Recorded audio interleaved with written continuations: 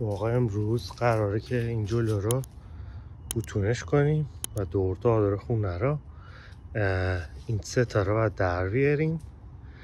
ستاره در میارن و یه تیکه جدید این جلوی پنجره میذارن واسه نشستن، وسطش هم چمن، این کامل بوتون میشه. خب آقا بچه ها رفتن و میخوام خلاصه کارهایی که کردیم و بهتون نشون بدم. خب معمولا دو سمت خونه اینجا یه در کناری دارن. این مسیر معمولا بوتونش میکنن که میخوان آبرسی زیر این دیوارا و فونداسیون خونه را به حداقلش برسون. حالا مال ما اون سمت خونه بوتون نداره و چون این خونه در حال بازسازیه الان بهترین موقع است که بوتونش کنی. این سمت دیگه خونه است که حالا به هر دلیلی وقتی که اینجا رو ساختن این سمت بوتون نکردن. یه دونه کفشور گذاشتن اینجا که هرچی آب جمع میشه بیاد تو این کفشور وصل بشه به این لوله اصلی و بره بیرون، بره تو این باغچه. حالا در نهایت هم میره بیرون، میره تو خیابون. این ناودون میره تو این لوله پولیکا، یه لوله پولیکا این وسطه و دوباره این میره بیرون و دوتا هم کفشور داریم این وسط. به خصوص واسه خونه هایی که توی شیبن یا توی تپن از نظر قوانین شهرداری این یک کده. بعد این کارا واسه جلوگیری از آسیب به همسایه های مجاورت انجام بدی. خب آقا یه چیز دیگه که میخوام بهتون نشون بدم این قسمت نشیمنگاه بهش میگن، قسمت پاسیومون که حالا اینجا بهش میگن پاسیو، حالا پدیو یا حالا هرچی. چون ما این پنجره رو بزرگ کردیم تصمیم گرفتیم که اون بوتونای قدیمی یا شکسته رو درش بیاریم و یک نواخت اینجا رو دوباره بوتونش کنیم. کاری که میخوایم انجام بدیم که یه مقدار جذابش کنه اینه که یه فاصله های 6 اینچی بین هر اسلب بوتون میذارن. همه این فاصله های 6 اینچی هم یا چمن طبیعی یا چمن مصنوعی میکنن که یه مقدار جذابیت بده به سردی بوتون. در اصل اینجا همه اینا چمن میشه، این وسط دور تا داره اینجا گل میشه و جلو هم چمن میشه و یه نمای خیلی قشنگی میده واسه نشستن اینجا. کار فردا اینه که کار قالب بندیشون رو تمام کنن و شروع کنن به گذاشتن میلگردا. فعلا روز دوم کار روی این پاسیوی بوتونی. اول از همه میخواستم بگم که پروسه بوتون ریزی و حالا همین میلگرد چیدن و قالب بستن و اینا جا تا جا فرق داره، چون اینجا پاخور زیادی نداره، نمیدونم چیز سنگینی قرار نیست ازش رد بشه و اینا. اون قضیه میلگرد چیدنش و فاصله های میلگرد و حالت مهندسیش زیاد اهمیت آنچنانی نداره نسبت به مثلا فونداسیون یه خونه یا یا بوتون ریزی دم پارکینگ، درایوی، جایی که خیلی پاخورش زیاده و قراره که یه وزنی رو طی چندین سال تحمل کنه. دیروز وقتی که ویدیو رو تمام کردیم همه اینجا خاک بود و سطح هم یک نواخت نبود.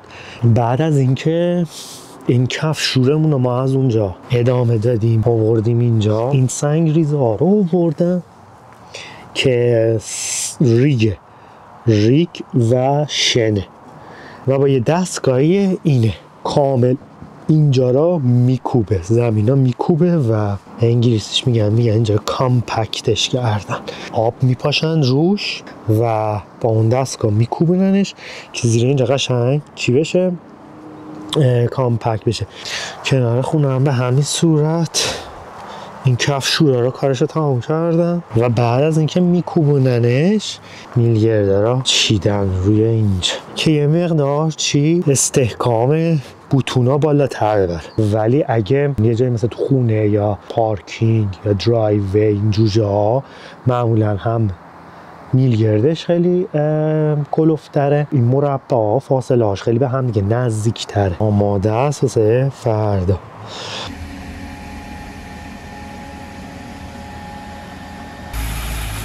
ببینید کانکریت ها رها شد. این پمپه و پمپ میزنه میبره هر جا که میخواد. حالا از بالا شروع میکنن و میان پایین.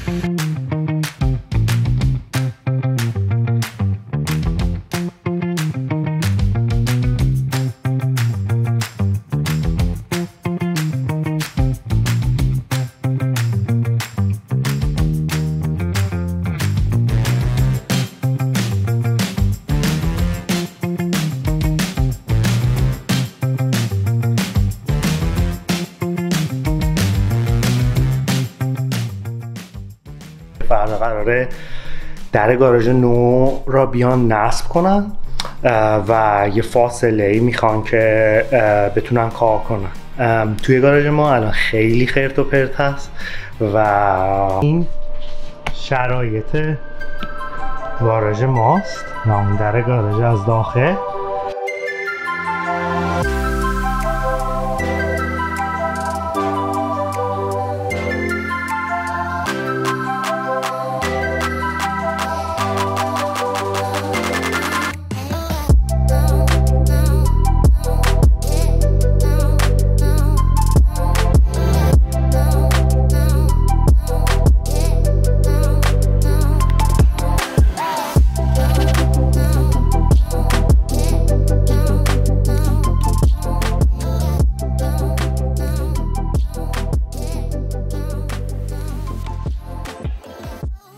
Is that pee?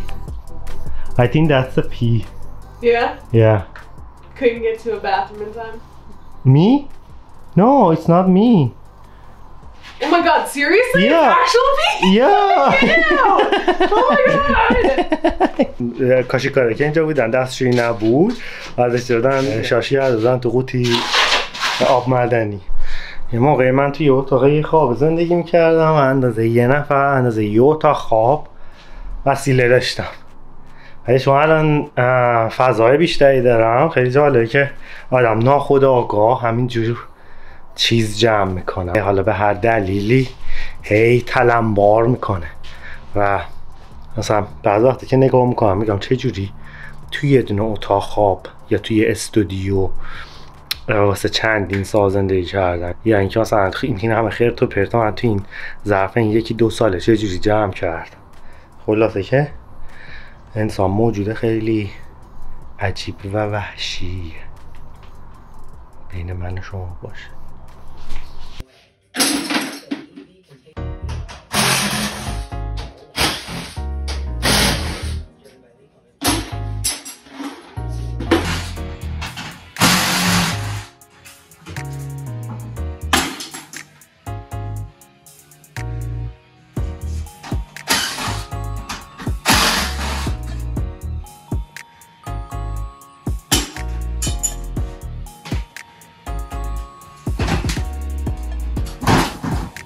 موقع همشو باز کرد، حالا اونا هم بعدم باز میکن. اینا همه باز شد، موتورش هم باز شد. بخواد بره جدید داره بیاره جدید داره نصب کنه.